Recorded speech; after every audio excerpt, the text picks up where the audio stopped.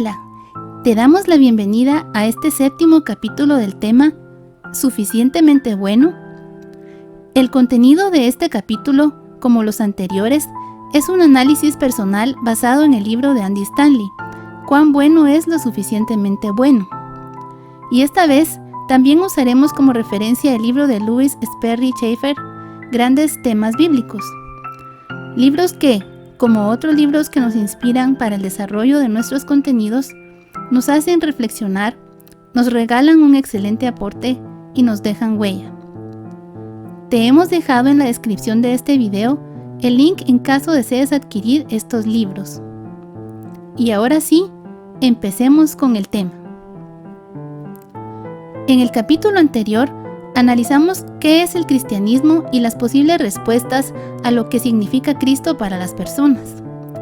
También hablamos sobre cómo en el cristianismo se cree que la salvación de nuestras almas es un regalo y no algo que se gana por méritos. Es algo que Dios nos da por creer en la obra de redención de Jesús.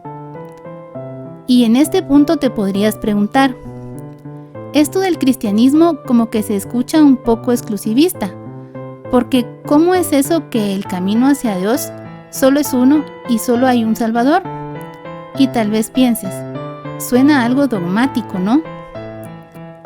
Y en la superficie puede ser que parezca en extremo injusto, pero en verdad te digo que se aprecia así solo en la superficie. Mientras que la teoría de la gente buena va al cielo suena un poco más justa, ¿no? Porque de esta manera cualquiera que sea bueno, no importando lo que crea, tiene la oportunidad, aunque no tan clara, de ir al cielo. Pero la verdad es que el cristianismo es el sistema más justo posible en un mundo que es irreversiblemente injusto. Y la teoría de la gente buena va al cielo no es tan justa como parece, porque está formada por un sistema predicado que se adhiere a una lista de reglas que no lograremos encontrar, creado por un Dios que no tuvo la cortesía de explicar. Pero para ver más a fondo si el cristianismo es justo o no, lo mejor será darle una mirada a la suposición que alimenta el debate de la justicia. Si desechamos el cristianismo porque creemos que es injusto, estamos suponiendo en primera que algo debe ser justo para que creamos que es verdad. Pero analicemos esto. Si llegas a la conclusión de que Jesús no habló la verdad porque lo que dice te parece injusto, estás usando la justicia como prueba de la verdad. ¿No estarías contradiciéndote entonces? Cuando las personas piensan en escoger una religión, se encuentran con una heladería. En una heladería hay muchos sabores de helados, pero al final las personas escogen el sabor que más les acomoda y el que más les guste al paladar. Y esta forma de actuar es totalmente comprensible. Pero la verdad es que escoger un sabor de helado no es algo donde se tenga que usar mayor inteligencia, porque para escoger el helado no tengo que profundizar en temas como por qué me gusta, cómo me criaron, por qué me acomoda. Y finalmente no tienes que descifrar una verdad de nivel existencial para escoger un sabor de helado. Cuando las personas buscan escoger una religión, es evidente que ya se trata más allá de algo tan simple como escoger un helado, porque conlleva muchos detalles que tienen que ver con lo más profundo de su ser. Por eso es que a las personas no les gusta que las obliguen o los arrinconen para discutir de religión en términos de si tal religión dice que esto es verdad o si dice que esto es mentira. Y como ya dije, se comprende. Pero considero importante que nosotros, aunque hay temas religiosos que no nos gusta tocar o profundizar porque nos empiezan a incomodar, nos preocupemos por buscar y descubrir lo que es verdad. Y por eso es muy apropiado hablar en términos de lo que es y lo que no es verdad cuando se habla de religión. A lo que voy es que efectivamente podríamos llegar a pensar que algo no es tan justo como quisiéramos, pero que aunque no nos guste mucho, de todas formas, es verdad. No podemos determinar una verdad en base a si es justo o injusto según nuestro criterio, si me gusta o no me gusta. Por ejemplo, si una niña saca C o 50 sobre 100 en su examen de matemáticas y en realidad merecía una A o un 100, podemos decir que es algo injusto, pero no deja de ser verdad que sucedió. Andy Stanley comenta en su libro que ha charlado con docenas de personas que a la ligera echan a un lado las demandas de Cristo porque las consideran injustas. Las personas en esencia dicen que el cristianismo es injusto y que por eso no es verdad. Pero veremos en este y el último capítulo de este tema que aunque en este momento no te lo parezca así, el cristianismo es verdaderamente justo.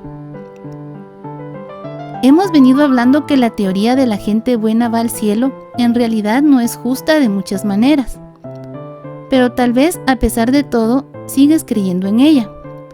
Y tal vez lo sigues creyendo porque te has quedado con la apelación inicial de esta teoría, la cual parece ser perfectamente justa. Pero vamos, ya hemos visto que no lo es. Pero lo que es verdad es que eso debes decidirlo tú mismo. Yo solo te puedo exponer lo que creemos en el cristianismo y por qué, pero la elección es tuya. Y te vas a enfrentar a un problema en tu decisión, porque sobre el tema del cielo o una mejor vida vas a encontrar una gran variedad de pensamientos. Te encontrarás con la versión islámica, la de los mormones, la hindú, la de los testigos de Jehová, la ortodoxa, judía, el budismo y la lista continúa. Cada una de estas religiones dice tener la lista adecuada de las cosas que debes hacer para agradar a Dios. Y cada una dice seguir al profeta o los profetas que recibieron sus enseñanzas directamente de Dios. Se vuelve realmente confuso, ¿no? Porque ¿cómo tantas variaciones podrían venir del mismo Dios? ¿O será que Dios solo quería tener variedad? Y es cuando te vuelvo a hablar del cristianismo, porque es en realidad muy interesante que se diferencia de todas las demás religiones. ¿Por qué? Porque todas te hablan de hacer esto o aquello, de hacer obras, de lograr la sublime iluminación a través de su sistema de reglas y tradiciones. Y solo el cristianismo tiene como apelación inicial el perdón y no la justicia.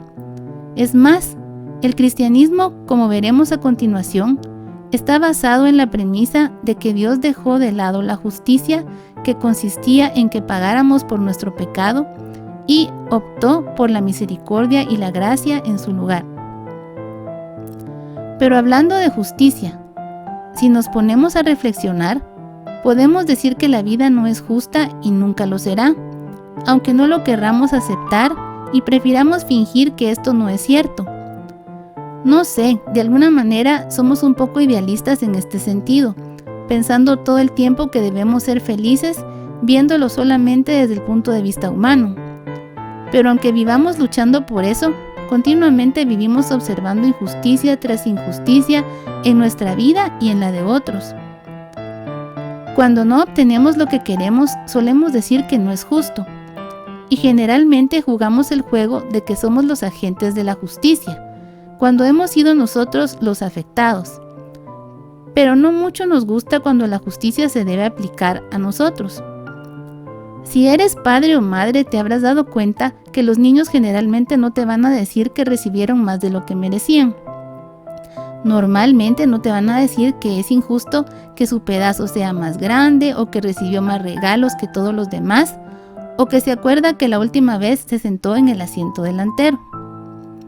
Y si somos sinceros, ¿cuántas veces nos hemos contentado con algo que es injusto?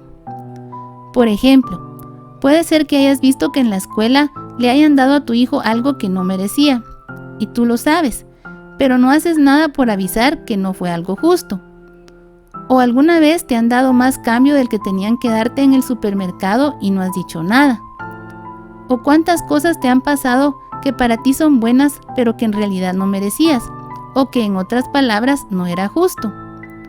Tú lo sientes justo, pero en realidad tal vez es injusto para alguien más. Viéndolo así, para el ser humano, la justicia funciona de forma muy extraña, ¿no crees? Es muy raro que exijamos justicia cuando se trata de haber obtenido algo más de lo que merecíamos. Y digo raro porque raras veces sí estamos dispuestos a defender el derecho de otros. Muchas veces solo nos quedamos como espectadores de las injusticias que pasan con otras personas y solo nos quedamos con el sentimiento de preocupación por ellas, pero hasta ahí llegamos. O tal vez tengo un mi buen poco de dinero y sí, lo comparto con otros, pero normalmente no lo voy a repartir para que a todos nos quede lo mismo, porque pienso, a mí me ha costado, ayudo con esto porque es lo que me sobra, etcétera, etcétera. Claro que siempre hay una excepción a la regla, pero en general esto es lo que sucede. Somos muy volubles en nuestras demandas de justicia. A nosotros no nos cuesta mucho aceptar lo que es injusto si nos conviene, pero cuando se trata de Dios, le exigimos que sea justo. Pero esto es porque en realidad torcemos nuestra aplicación de la justicia. Porque si te sientas a evaluar lo que le exiges a Dios, creo que concluirías, como yo también he concluido, que la verdad es que no queremos que Dios sea justo. Porque un Dios justo nos daría exactamente lo que merecemos y más. Y ahora es cuando nos deberíamos de poner a pensar, así ya en serio, ¿de verdad queremos que Dios nos dé a cada uno lo que merecemos? ¿De verdad quieres que Dios te dé lo que mereces? Y te voy a hacer otra pregunta todavía más profunda. ¿Sabes tú lo que mereces? Porque al menos en mi caso, si creyera en la teoría de la gente buena va al cielo, nunca estaría segura de lo que merezco, porque ¿cómo saberlo? Como ya se ha dicho repetidamente, ¿cuán bueno es lo suficientemente bueno para entrar al cielo? Y si para todos en este mundo la bondad puede tener ciertas diferencias, todavía se me complica más estar seguro si llevo una vida que merezca que mi alma entre al reino de Dios. Y es que la verdad es que no lograremos encontrar la norma con la que nos miden para tener una puntuación que nos dé seguridad. Y si no tenemos acceso a esa norma con puntuación, me parece que Dios sería algo así como un maquiavélico gozándose en nuestra incertidumbre. La forma de pensamiento sobre la gente buena va al cielo, que considero la regla de pensamiento en las demás religiones, está totalmente apartada del paquete de lo que llamamos cristianismo. Pero cristianismo del verdadero, no del que algunas líneas de pensamiento han decidido seguir, como el legalismo, la tradición o el hombre sobre la palabra de Dios, la teología de la prosperidad e incluso extremismo religioso dañino y peligroso por su violencia verbal o física. El cristianismo verdadero reprueba totalmente los anteriores comportamientos del hombre, porque contradicen lo que la palabra de Dios dice, y no solo la contradicen, sino que se atreven a decir que la palabra de Dios lo respalda, cuando lo que hacen es tergiversar pasajes bíblicos sacados fuera de contexto para su propia conveniencia o inventarse conductas y reglas que nunca debieron existir. Y sobre este tema particular hablaremos de forma más específica en otro tema cristiano. El cristianismo nunca afirma ser justo, pero ¿por qué digo esto? Suena raro o hasta malo dirás, pero lo digo porque si para nosotros lo justo es que una persona supuestamente buena vaya al cielo, y el cristianismo cree que no vamos a entrar al cielo por nuestra gran bondad, entonces tal vez parezca algo injusto, ¿no? ¿Te acuerdas de lo que hablamos en capítulos anteriores, donde Jesús le prometía el paraíso al criminal que estaba a la par de su cruz, mientras que a los grandes maestros de la ley que guardaban según ellos todos los mandamientos, les dijo víboras, hipócritas y que no entrarían en el reino de Dios? Pues esa misma línea de Jesús es la que cree el cristianismo. Por eso nos llamamos así precisamente, porque seguimos a Cristo. Y la Biblia enseña que Él decidió no darnos lo que merecemos. Y eso es misericordia de verdad, porque en realidad no creo que nos gustara recibir lo que realmente merecemos, aunque nos creamos muy buenos. Además, Dios decidió darnos lo que no merecemos, que es la gracia. Nos ha dado de forma gratuita la salvación de nuestras almas, sin pedirnos sacrificios, penitencias, dinero, regalos, etc. Solo nos pide que le creamos. no que creamos en Dios, porque hasta los demonios creen y tiemblan, sino que le creamos a Dios. Y si le creemos a Dios, entenderemos que solo desea que nos arrepintamos de corazón de nuestros pecados y que aceptemos el regalo de salvación que ya habremos comprendido que necesitamos. Es tan fácil y tan difícil para muchos entender esto tan precioso. Muchos sienten que el sacrificio de Cristo no fue suficiente para expiar sus pecados. Creen que deben hacer algo más. De alguna manera este sentimiento solo confirma que el hombre sabe que no logra cumplir con las expectativas de Dios en cuanto a su conducta. ¿Por qué? Porque sienten que deben hacer ese algo más todo el tiempo, porque no creen que han alcanzado el punto de obtener la misericordia de Dios. Y la pregunta que estoy segura que siempre le queda a ellos es: ¿y cuánto es ese algo más que debo hacer para entrar al cielo? ¿Será que lo habré logrado? Y la respuesta siempre es como la de la suegra del señor Stanley: eso espero. Entonces, ¿es justo el cristianismo desde el punto de vista de la gente buena va al cielo? De ninguna manera. Pero si tomas la Biblia en serio, la última cosa que tú desearías es que Dios fuera justo. El tema de la evidencia de la Biblia como la palabra de Dios será, por cierto, nuestro próximo tema cristiano. Esperamos seas parte de nuestra audiencia. ¿Y sabes una cosa más? Dios trató de ser justo una vez, pero las cosas no salieron muy bien. ¿Cómo así?, dirás. Lo relato en palabras del señor Stanley. Hace muchísimos años, la vida era justa. No duró mucho, pero hubo un tiempo en el que todas las cosas eran equitativas. Los que vivían en la tierra tenían la misma oportunidad de tener acceso a la verdad de Dios y a descubrirla. Sabían con exactitud cuál era la norma de Dios. Comprendían las reglas y las consecuencias por quebrantarlas. Tenían un significativo empleo, un lugar para vivir, un ambiente saludable para la familia. Las cosas eran perfectas. La vida era sencilla. En lugar de los 10 mandamientos, Dios decretó solo uno, un mandamiento. No se molestó en grabarlo en una tabla de piedra. Los que vivían en la tierra se lo sabían de memoria. Pero ¿y cuándo fue eso?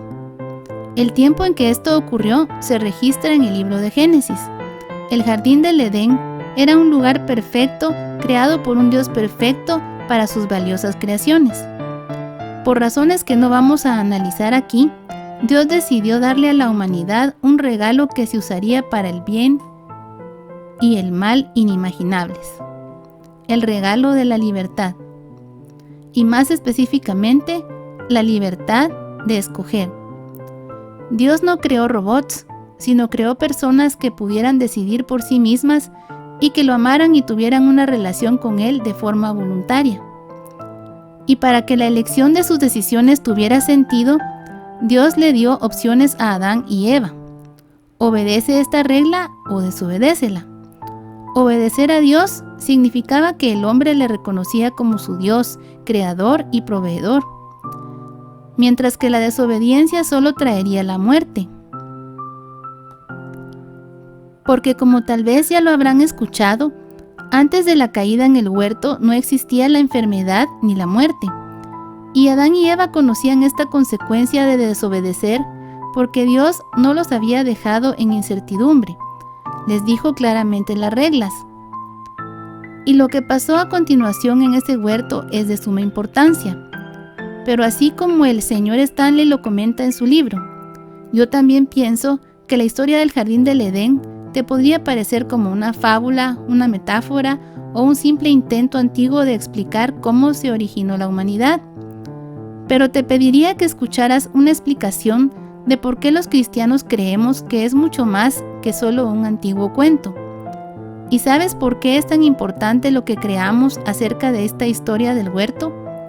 Porque allí precisamente se encuentra la respuesta a una pregunta que seguramente te ha asediado desde que tuviste la edad suficiente para pensar por ti mismo.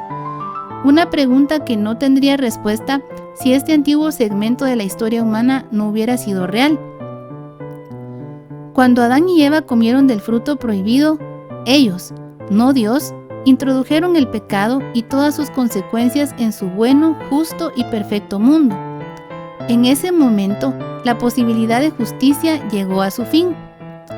A partir de ese momento, los hombres, las mujeres y los niños se han tratado entre sí de manera injusta, y Dios tenía solamente dos opciones: comenzar de nuevo y destruir al hombre, o recurrir a la misericordia y a la gracia.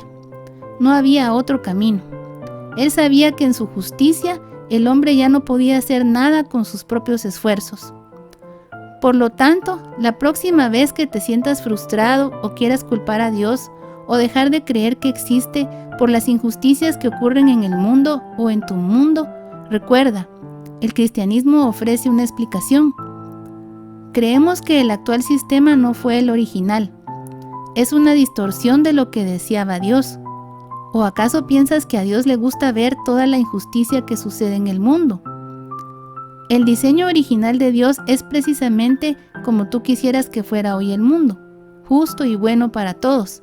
Todos tenían igualdad de condiciones, todos tenían la misma oportunidad de creer y comportarse, pero justo cuando Dios tenía todas las cosas de la manera que deseaba, Adán y Eva ejercieron su derecho a elegir y eligieron mal. Injusto, ¿verdad? Si lo que dice la Biblia es la verdad, todos los días pagamos por una decisión que hicieron dos antepasados nuestros que no conocimos y que vivieron en un jardín del que no estamos seguros que existiera. Y nos preguntamos, ¿y nosotros por qué debemos pagar por los pecados de estos dos?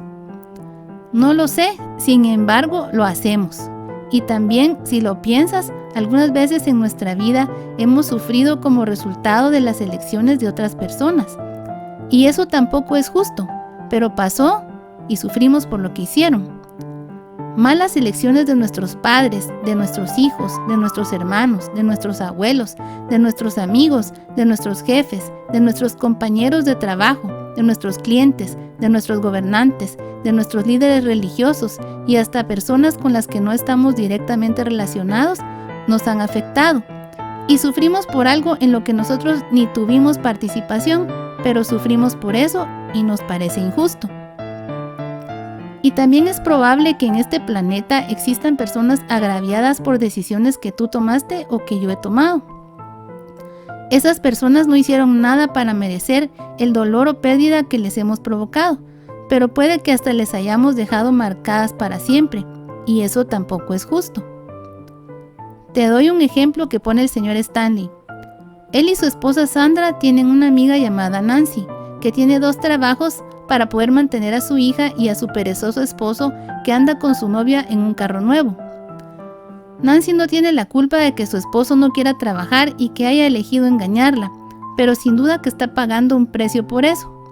Y seguro paga el precio su hija, los padres de Nancy que se preocupan por su situación y a saber que más personas que no están relacionadas directamente con Nancy salen afectadas por las elecciones de una sola persona. Y si el sufrimiento y la injusticia van tan de la mano con las elecciones de otras personas, te puedo decir que sí. Yo sí creo que nos han podido dejar marcados a todos 2 personas que no conocimos jamás. Y que las personas nos siguen marcando y nosotros seguimos marcando a otras debido a eso que pasó en el Edén. Porque como dije, lo que eligieron nuestros antepasados en ese huerto dejó entrar el pecado en un mundo perfecto, y es lo que venimos heredando hasta hoy, porque es una maldición que el hombre dejó entrar, y que provocó todo lo que no nos gusta hoy en nuestro mundo y la muerte del ser humano. Para muestra vemos las consecuencias que podemos causarle a otros y las secuelas que podemos dejar de generación en generación. Y si me preguntas, ¿te parece justo que nos hagan daño o que hagamos daño? Pues claro que no me parece justo, pero es verdad. Y es una experiencia que se sigue repitiendo entre los hombres y mujeres desde entonces. Y ahora la pregunta es, ¿justo para quién? Pues para ponernos en perspectiva, creo que Dios también sufrió el día de la muerte de la justicia, y con el fin de desenredarnos de la red que el hombre mismo tejió, tuvo que hacer algo muy injusto. Nos envió a su Hijo a esta tierra a morir por los pecados que no había cometido. Uno verdaderamente justo pagó por los pecados de todos los injustos. Y en esta parte cabe mencionar un poco por qué Jesús era justo y sin pecado. Jesús es el Hijo de Dios, pero entendamos también que Jesús era Dios y por eso no cometió pecado a pesar de estar en condición de hombre. Y lo menciono porque existen muchas personas que lo consideran una criatura más elevada que los ángeles, pero que en realidad no es Dios. Y hay quienes lo consideran solo un profeta, un sabio, un idealista o un hombre muy bueno. Pero los cristianos creemos en un Dios en 3 personas. ¿Y por qué decimos eso? ¿Por qué creemos que Dios se manifiesta en 3 personas? Dios Padre, Dios Hijo y Dios Espíritu Santo. Y en este punto, considero que vale la pena aclarar un poco el tema de la Trinidad, para que se comprenda de mejor manera por qué decimos los cristianos que Jesús es Hijo de Dios y a la vez decimos que es el mismo Dios, y porque es Dios le adoramos, lo que no haríamos con otro ser humano, y que por eso era el único que podía hacer sacrificio santo y puro como expiación de nuestros pecados. En otro tema cristiano, al que ya estás invitado, abordaremos con más profundidad el tema de la Trinidad. Mientras tanto, podemos darle una pequeña pincelada. Para hablarles lo que necesito sobre la Trinidad, he decidido leerles un fragmento del libro Grandes Temas Bíblicos de Louis Sperry Chafer, que contiene versículos bíblicos como fundamento de lo que se afirma y que recomiendo leer más despacio. El texto dice lo siguiente: en general, el Antiguo Testamento recalca el énfasis de la unidad de Dios. Esto lo podemos encontrar en Éxodo 23, Deuteronomio 6:4 e Isaías 44:6. Un hecho que también se enseña en el Nuevo Testamento y lo podemos encontrar en Juan 10:30, 14:9, 17:11, 22:23 y Colosenses 1:15. Tanto en el Antiguo como en gran parte del Nuevo Testamento también se indica que Dios existe como una Trinidad: Dios Padre, Dios Hijo y Dios Espíritu Santo. Muchos creen que la doctrina de la Trinidad está implícita en el uso de la palabra Elohim como un nombre para Dios y que está en una forma plural y parece referirse al Dios Trino y Uno. En los principios del Génesis hay referencias al Espíritu de Dios y los pronombres personales en plural se usan para Dios como en el Génesis 1:26, 3:22 y 11:7. Frecuentemente en el Antiguo Testamento hay distinción dentro de la naturaleza de Dios en términos de Padre, el Hijo y el Espíritu Santo. Isaías en 7:14 habla del Hijo como Emmanuel, Dios con nosotros, que tiene que ser distinto del Dios Padre y del Espíritu. Este Hijo es llamado en Isaías 9:6 Dios fuerte, Padre eterno, Príncipe de paz. En el Salmo 2:7, Dios Padre, referido como yo, indica que es su propósito tener a su Hijo como el supremo soberano sobre la tierra. Por lo mismo que el Padre y el Hijo quedan distinguidos, así Dios también se distingue del Espíritu Santo, como en el Salmo 104:30, donde el Señor envía a su Espíritu.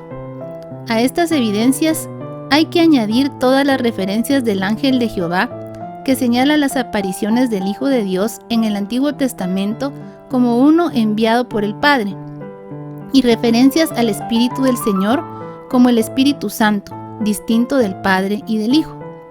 A esas evidencias del Antiguo Testamento, el Nuevo añade una revelación adicional.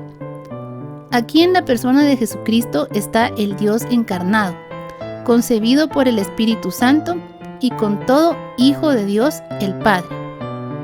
En el bautismo de Jesús, la distinción de la Trinidad se hace evidente con Dios Padre hablando desde los cielos, el Espíritu Santo descendiendo como una paloma y esparciendo luz sobre él, y el propio Jesucristo bautizado. Mateo 3, 16, 17. Esas distinciones de la Trinidad se observan también en pasajes tales como Juan 14, 16, donde el Padre y el Consolador quedan distinguidos del propio Cristo, y en Mateo 28:19, donde los discípulos son instruidos para bautizar a los creyentes en el nombre del Padre y del Hijo y del Espíritu Santo. De las muchas indicaciones que hay, tanto en el Antiguo como en el Nuevo Testamento, de que Dios existe o subsiste como trino y uno, han conformado la doctrina de la Trinidad como un hecho central de todas las creencias ortodoxas desde los principios de la Iglesia hasta los tiempos más modernos. Cualquier desviación de esto se considera como un apartamiento de la verdad escriturística. Aunque la palabra Trinidad no se da en la Biblia, los hechos de la revelación escriturística no permiten otra explicación. Aunque la doctrina de la Trinidad es un hecho central, el núcleo de la fe cristiana está más allá de la comprensión humana y no tiene paralelo en la experiencia del hombre.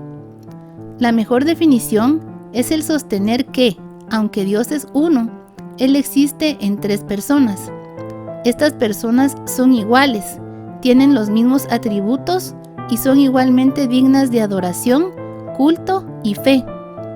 Con todo, la doctrina de la unidad de la divinidad está clara en el sentido de que no hay tres dioses separados, como tres seres humanos separados, tales como Pedro, Santiago y Juan.